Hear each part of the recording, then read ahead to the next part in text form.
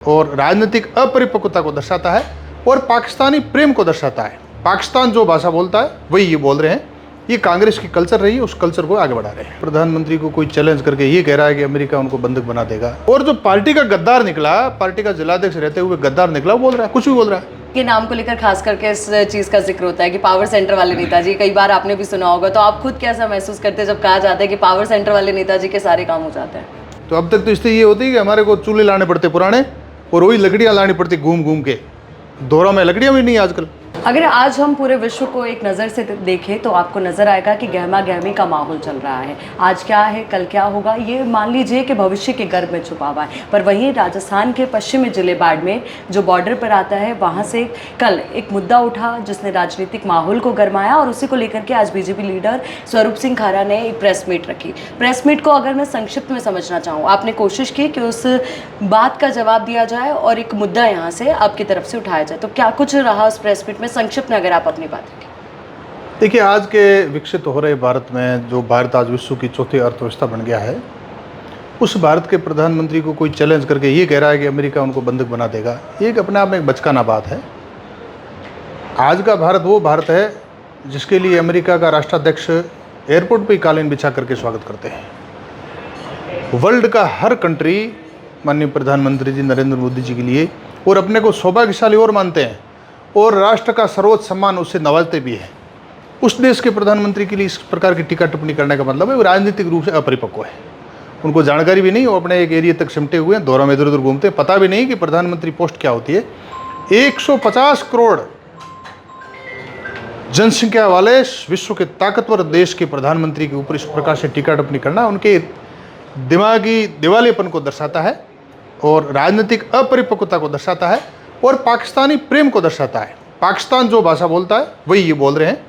ये कांग्रेस की कल्चर रही है, उस कल्चर को आगे बढ़ा रहे हैं। पर बॉर्डर पर बैठकर सरहदी जिले में रहकर इस तरीके का बयान देना, एक अगर मैं आपसे पूछूं, आप अपने आप को बीजेपी लीडर के तरीके आम नागरिक के तौर पर देखें तो क्या उसका मैसेज आपके मस्तिष्क पर गया? बिल्कुल ठीक नहीं है। मैं तो मीडिया कर्मी आदरणीय आपसे भी निवेदन करना चाहता हूँ, लोकतंत्र के चौथे स्तंभ के रूप में आप काम देख रहे हैं। तो ये एक राष्ट्र के सर्वोच्च स्थान पर बैठे हुए उस व्यक्ति के लिए टिप्पणी है, एक संवैधानिक पद के व्यक्ति के ऊपर की गई टिप्पणी है, जो आज उस भारत को 12 साल में कहां से कहां लेकर के गए हैं। आज उस एक देसी भाषा में अपने यहाँ कहते हैं वो विश्व का पंच है।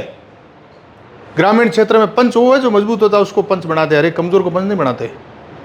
और उनको एक सामान्य सा व्यक्ति कुछ भी बोल रहा है और जो पार्टी का गद्दार निकला, पार्टी का जिलाध्यक्ष रहते हुए गद्दार निकला, वो बोल रहा है, कुछ भी बोल रहा है। तो ये हम सबको इसकी विरोध करने की आवश्यकता करना चाहिए। आम लोगों में चर्चा इस बात को लेकर भी है कि शिव विधायक रविंद्र सिंह भाटी ने इसको लेकर के जो प्रतिक्रिया है वो कल देर शाम तक की दे दी थी, पर बीजेपी तब तक मौन रही। आज इसको लेकर के मुद्दा उठाया गया।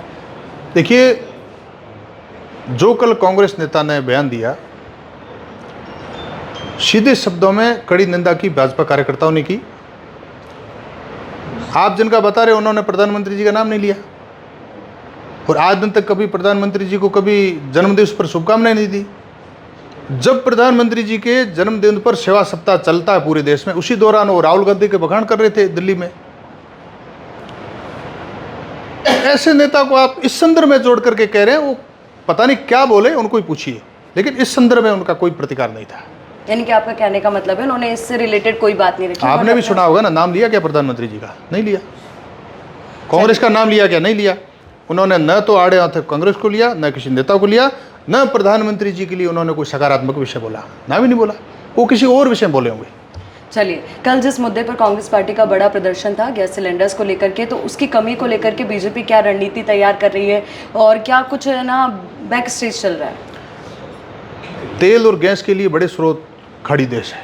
खाड़ी देशों के मध्य युद्ध छिड़ चुका है। उस स्थिति में भी सरकार कैसे भी करके गैस अगर मैनेज कर रही है, तो मुझे लगता है कि हमें इसके ऊपर बहुत बड़ा सकारात्मक विचार रखना चाहिए। अब तक तो स्थिति हो जाती, अगर ये कांग्रेस सरकार होती केंद्र में और राजस्थान में, तो अब तक तो स्थिति ये होती कि हमारे को चूल्हे लाने पड़ते पुराने और वही लकड़ियाँ लानी पड़ती घूम घूम के। दोहरा में लकड़ियाँ भी नहीं आजकल, ये स्थिति हो जाती। लेकिन माननीय प्रधानमंत्री जी का मैं धन्यवाद ज्ञापित करता हूँ कि इस आपातकाल जैसी स्थिति बन गई खाड़ी देशों में, तो भी इस गैस को कैसे भी करके मुहैया करा रहे हैं। सर, कमर्शियल गैस सिलेंडर्स को लेकर के एक बड़ा संकट देखा गया, उनकी जो सप्लाई एक तरीके से पूरी तरीके से ठप हो गई, जिसकी वजह से काफ़ी सारे जो रेस्टोरेंट संचालक हैं या फिर कई और जगह जहाँ पर कमर्शियल गैस सिलेंडर यूज़ किया जाता है, वहाँ पर एक बड़ी दिक्कत आन पड़ी। हालांकि घरेलू जो गैस सिलेंडर है उसकी आवक अभी ठीक है, वो मिल पा रहे हैं लोगों को, हालांकि उसका फॉर्मेट बदला गया, 25 दिन के बाद बुकिंग की जा रही है, उसको कैसे देखिए? प्रोडक्शन में समस्या आती है तो ये समस्या आती है, लेकिन सरकार कैसे भी इसको मैनेज करेगी, इसमें लगातार सिस्टम लगा हुआ है। लोगों में एक पैनिक डेवलप हो गया है, लोग है ना धीरे धीरे जो पेट्रोल डीजल के जो पेट्रोल पंप्स हैं वहाँ से बहुत सारी मात्रा में जो पेट्रोल डीजल स्टोर कर रहे हैं।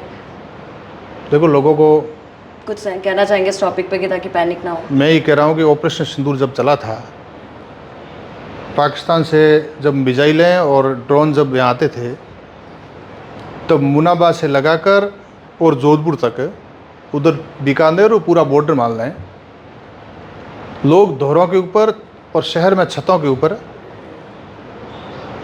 दीपावली में पटाखों की तरह पाकिस्तान के ड्रोन वहीं हवा में फट रहे थे। एयर डिफेंस सिस्टम जो भारत का वो फोड़ रहा था, और आराम से वहाँ खड़े खड़े तालियां बजा रहे थे, आनंद ले रहे थे। तभी पैनिक में नहीं आए, तो अब गैस के लिए थोड़े भारतीय पैनिक में आएंगे। भारत के लोग वीर हैं और हर परिस्थिति में इस मातृभूमि के लिए लड़ने वाले हैं। गैस बहुत छोटा विषय है, इसलिए पैनिक में नहीं आएंगे, आप चिंता मत कीजिए। कुछ सूत्रों के अनुसार ये भी जानकारी आई है कि जो कंपनीज हैं, ऑयल कंपनीज वगैरह, जो गैस सिलेंडर्स ऑयल वहाँ से डिस्ट्रीब्यूट करती है, वो अब केरोसिन पर भी फोकस करिए, कि ताकि जो कुछ अगर ऐसी स्थिति होती है तो वहाँ से लोगों को वो मिल जाए। देखिए, व्यवस्थाएं स्थिति के अनुसार कुछ व्यवस्थाएं देखनी पड़ती है, तो ठीक है, उसमें हम सबको मिलकर कोऑपरेट करना चाहिए। आम लोगों से कुछ इसको लेकर कहना चाहेंगे, जो कि स्टॉकिंग की आम लोगों से यही मेरा निवेदन है कि सरकार लगातार व्यवस्था को ठीक करने के लिए लगी हुई है, किसी प्रकार के पैनिक में आने की आवश्यकता नहीं। जब हम ऑपरेशन सिंदूर में भी नहीं आए, तो अब तो केवल गैस का ही मसला है, इसलिए सरकार व्यवस्था कर देगी, हमारे को पैनिक में आने की जरूरत नहीं। इस वॉर के शुरुआती दौर में देखें तो सबसे बड़ा इम्पैक्ट पेट्रोल, डीजल और गैस पर आया है। क्या आने वाले समय में आपको लगता है कि भारत की कुछ और जो रणनीतियाँ हैं उन पर इसका इम्पैक्ट आएगा, या फिर भारत अपनी रणनीति के तहत तमाम चुनौतियों को पार कर पाएगा? देखिए, सबसे बड़ा जो स्रोत है वो खाड़ी देश है। वहाँ जब वार छिड़ा तो स्वाभाविक है ये संकट आना था, लेकिन भारत कहीं से भी व्यवस्था कर लेगा, लेकिन दिक्कत नहीं आने देगा। ये हमें भारत पर विश्वास है, और विशेष करके भाजपा सरकार और केंद्रीय नेतृत्व पर मैं विश्वास है। यानी कि और कोई सेक्टर्स अफेक्ट नहीं होंगे, वो वैसे के वैसे चलते हैं? बिल्कुल वैसी कोई व्यवस्था चलेगी। सिर्फ ये एक बड़ा मुद्दा था जिसकी वजह से अफेक्शन जो है इस युद्ध का नजर आया। कल एक जहाज की बात है कि वहाँ से उसको रास्ता मिला और वो भारत पहुँच रहा है, उसको लेकर आप कैसे देखते हैं? उसकी मुझे जानकारी नहीं है दरअसल। उसके लिए रास्ता बनाया गया समुद्र से, और एक अच्छा रास्ता दिया गया, तो भारत की एक अच्छी रणनीति के तौर पर, उसे एग्जाम्पल के तौर पर देखा जा रहा है, विदेश नीति के। जी जी जी, देखिए, विदेश नीति तो भारत की अपने आप में बहुत बड़ी सराहनीय है कि आज का जो भारत है, कितनी परिस्थितियाँ बदली है। आज के राज से 12-15 साल पहले का भारत, उसमें रात दिन का अंतर आया है। तो ये बदलता हुआ भारत में हमें भी सहयोग करना चाहिए, और विश्व का महाशक्ति बनने जा रहा है, इसे हमें देखना चाहिए उस पॉजिटिव एंगल से। बाड़मेर के विकास को लेकर आप क्या कहना चाहेंगे, क्योंकि आपकी सरकार को जब इतने साल हो गए तो बाड़मेर की आम आवाम जो है अब उम्मीद कर रही है। एक सबसे बड़ा मुद्दा जो हालांकि प्रेस मीट में भी काफ़ी उठा कि पावर सेंटर वाले नेताजी की गूंज रहती है, तो लोग जाएँ कहाँ? ये सबसे बड़ा कन्फ्यूज़न रहा है हमेशा कि जो चुने हुए प्रतिनिधि उनके पास आए, स्वरूप सिंह खारा के पास जाए, बीजेपी जिला अध्यक्ष के पास जाए, काम कहाँ होगा लोगों का? मैं तो ये कह रहा हूँ, उनको बूथ अध्यक्ष, उनको मंडल अध्यक्ष, उनको किसी भी मोर्चे का कार्यकर्ता कहीं भी चले जाना चाहिए। माननीय भजनलाल जी की सरकार, आप देख सकते हो कि जब जनसुनवाई होती है मुख्यमंत्री आवास में, आप देखते हो कि बुजुर्ग लोग, महिलाएं, बच्चे, हर प्रकार के लोग एप्लीकेशन देते हैं और तुरंत वो काम होता है। इसका मतलब ये है कि हर व्यक्ति, हर कार्यकर्ता भाजपा का पावर सेंटर है, परंतु उस पावर का इस्तेमाल उस सेवा में करता है। आपके नाम को लेकर खास करके इस चीज़ का जिक्र होता है कि पावर सेंटर वाले नेताजी, कई बार आपने भी सुना होगा, तो आप खुद कैसा महसूस करते हैं जब कहा जाता है कि पावर सेंटर वाले नेताजी के सारे काम हो जाते हैं? हमारे को तो ऐसा लगता है कि भाजपा सबका काम कर रही है। प्रत्येक कार्यकर्ता एक सुखद अनुभूति करता है कि उस कार्यकर्ता के माध्यम से आम जनता के काम होते हैं, तो स्वाभाविक है कि सरकार में सबके काम हो रहे हैं, ये अच्छी बात है। बाड़मेर में आने वाले दिनों में हम देखेंगे कि सड़कें जो हैं अभी जगह जगह जहाँ खड्डे हैं वहाँ पे भर जाए। कांग्रेस द्वारा खोदे गए गड्ढे हम उनको ठीक करेंगे। अभी कुछ दिन पहले एक अस्पताल का वीडियो वायरल हुआ था जहाँ पर खड्डे कह रहे थे कि बीजेपी वालों ने नहीं भरे तो हम भर रहे हैं। वो तो खड्डे खोदे हैं, खड्डों में जाएंगे, उनको ठीक हम ही करेंगे। चलिए, बहुत बहुत शुक्रिया आपका अपने कीमती समय के लिए। और ये तमाम अहम मुद्दे रहे जिनको लेकर के हमने बात की बीजेपी लीडर स्वरूप सिंह खारा ने, और बेबाकी के साथ उन्होंने अपनी तमाम बातों को रखा, आम जनता तक एक क्लियर स्पष्ट मैसेज दिया, और शायद आम जनता भी इस बात को समझेगी कि अभी पैनिक की सिचुएशन नहीं है और समझदारी और सूझबूझ के साथ काम लेना है। वीडियो जर्नलिस्ट उमेद के साथ आयुष विजयवर्गीय, द खटक, बाड़मेर।